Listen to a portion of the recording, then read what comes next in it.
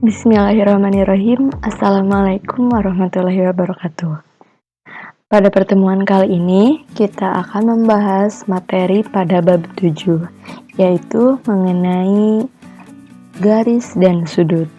Nah, adapun mind maps atau peta konsep pada pembelajaran kali ini, ada 5 kegiatan. Yang pertama, kegiatan 1 yaitu mengenai hubungan antar garis.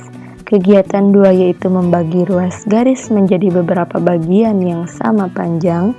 Lalu kegiatan ketiga yaitu mengenal sudut. Dan kegiatan keempat yaitu hubungan antar sudut. Lalu yang kelima yaitu melukis sudut istimewa. Nah, baik, yang pertama kita akan membahas mengenai hubungan antar garis. Nah, sebelum membahas kehubungan antar garis, kita harus mengenal dulu apa itu titik, apa itu garis, apa itu bidang. Nah, baik. Jadi, titik adalah bagian terkecil dari suatu objek geometri yang menempati suatu tempat yang tidak memiliki panjang, lebar, dan tinggi. Nah, lalu pengertian dari garis adalah himpunan titik-titik yang mempunyai panjang tak terhingga tetapi tidak memiliki lebar dan tebal. Lalu, panjangnya juga tak terbatas, lurus, tidak mempunyai ketebalan, dan tidak mempunyai ujung. Dan yang terakhir yaitu ada pengertian dari bidang. Bidang merupakan permukaan rata yang meluas ke segala arah, tak terbatas, terus-menerus dalam semua arah, dan tidak memiliki ketebalan. Bidang juga bisa dikatakan sebagai himpunan dari garis-garis yang anggotanya juga terdiri dari lebih dari satu buah garis. Permukaannya sebuah kertas yang bisa diperlebar ke semua arah. Nah, selanjutnya ada hubungan titik dan garis. Nah, bisa dilihat bahwa pada dua gambar ini hubungan titik dan garis itu ada dua, bahwa ada titik yang terletak pada garis, ada titik yang berada di luar pada garis. Nah, jika titik yang terletak pada garis yaitu merupakan gambar dari gambar A. Lalu titik yang berada di luar pada garis yaitu pada gambar B. Nah, titik tersebut terletak pada garis apabila titik tersebut ada pada garis atau titik tersebut menjadi bagian dari garis. Nah, lalu yang kedua itu ada hubungan antara titik dan bidang. Nah, hubungan titik dan bidang itu juga ada dua. Yang pertama ada titik berada dalam bidang, lalu ada titik di luar pada bidang. Nah, titik terletak pada bidang atau titik tersebut menjadi bagian dari bidang. Lalu yang ketiga ada hubungan antara garis dan bidang. Nah, hubungan antara garis dan bidang itu ada tiga. Yang pertama ada garis pada bidang, ada garis di luar bidang, lalu ada garis menembus bidang. Untuk garis terletak pada bidang yaitu merupakan gambar dari gambar 1, lalu ada garis di luar bidang yaitu ada pada gambar kedua, lalu garis menembus bidang ada pada gambar nomor 3. Nah, hubungan antara garis dan bidang dapat diklasifikasikan menjadi 3, yaitu garis terletak pada bidang, garis tidak pada bidang, dan yang terakhir garis menembus atau memotong bidang.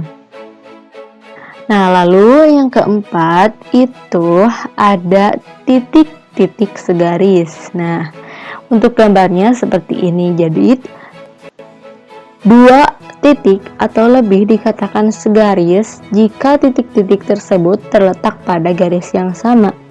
Nah, jadi titiknya itu harus dua titik atau lebih. Jadi minimalnya itu ada dua titik yang terletak pada garis. Nah, itu disebut dengan titik-titik segaris.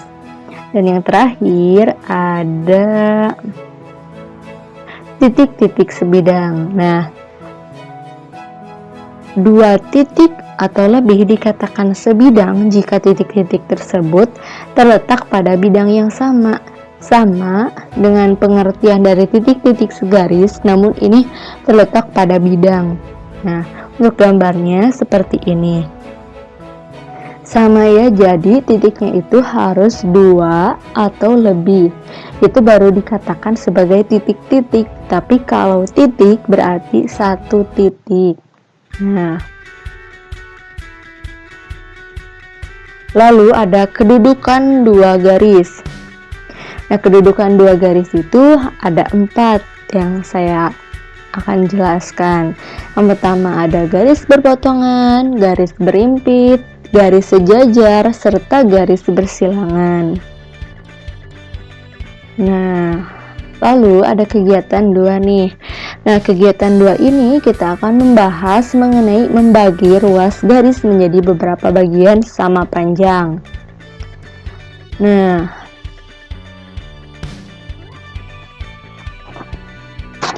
oke.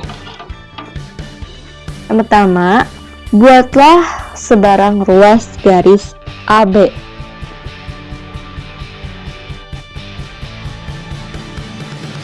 Titik, ada titik, buat garis AB.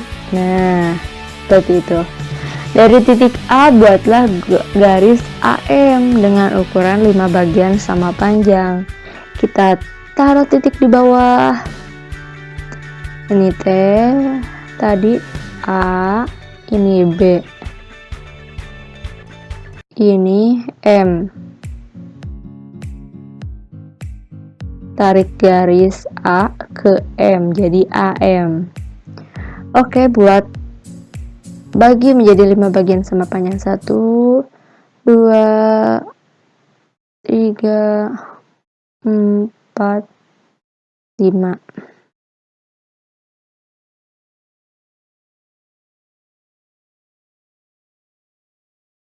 Kita namai dengan P,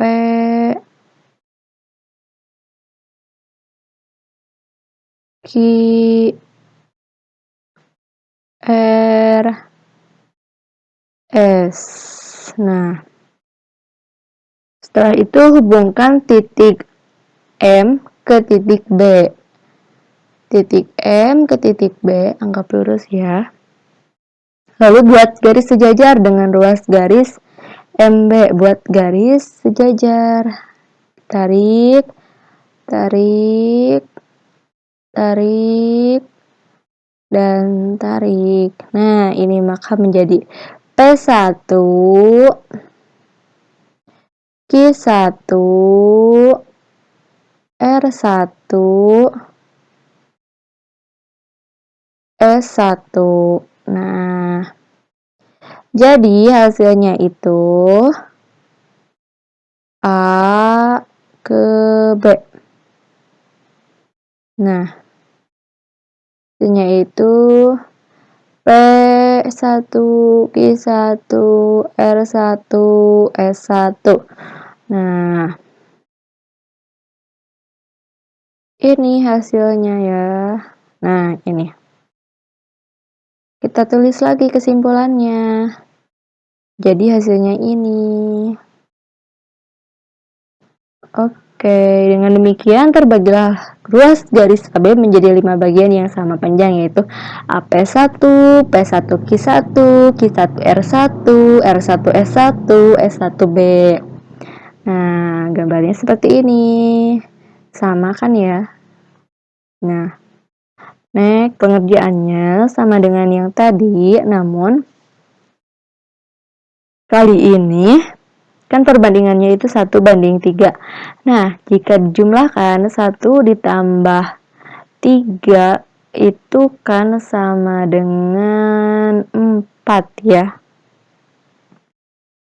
Maka kita harus bagi menjadi 4 bagian. Nah, 1, 2, 3, 4. Nah, karena 1:3 kita taruh pada posisi pertama, yaitu di sini. Sebentar, kita bedakan warnanya ya. Nah, di sini. Jadi menjadi A. Jadi gambarnya seperti ini. Oke, next. Selanjutnya yang terakhir yaitu yang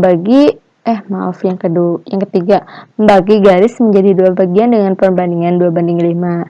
Nah, untuk pekerjaannya sama kayak yang tadi, kita jumlahkan dulu 2:5, berarti kita bagi menjadi 7 titik. Nah, lalu taruh nilai P itu pada bagian yang kedua.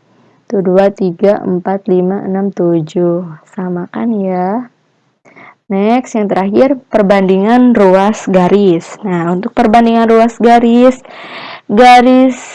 kita lihat. Nah, dari yang tadi, kan kalau tadi itu sini. Nah, kita jadi ke bawah nih yang diambilnya. Seperti itu. Oke, untuk contoh soal, perhatikan gambar di samping, tentukan nilai X. Nah, nilai X-nya itu kan ini ya. Diketahui pada gambar di atas, BM sejajar dengan PQ. BM sejajar dengan PQ. Didapat AP banding PB sama dengan AQ banding QM. Nah, maka kita substitusikan nilainya. AP itu X, PB itu 3,6 cm, AQ itu 2 cm, QM itu 3 cm. Maka X dibanding 3,6 cm sama dengan 2:3 cm sama dengan X dikali 3 sama dengan 3,6 cm dikali 2 cm sama dengan 3X. 3,6 dikali 2 itu hasilnya 7,2. Maka 3X sama dengan 7,2. X sama dengan 7,2 dibagi 3. Hasilnya itu 2,4. Jadi nilai X-nya itu adalah 2,4 cm. Oke, sekian pembahasan dari saya. Apabila ada yang ingin ditanyakan mengenai soal-soal lainnya, silahkan kalian bisa hubungi ke saya. Baik, terima kasih. Wassalamualaikum warahmatullahi wabarakatuh.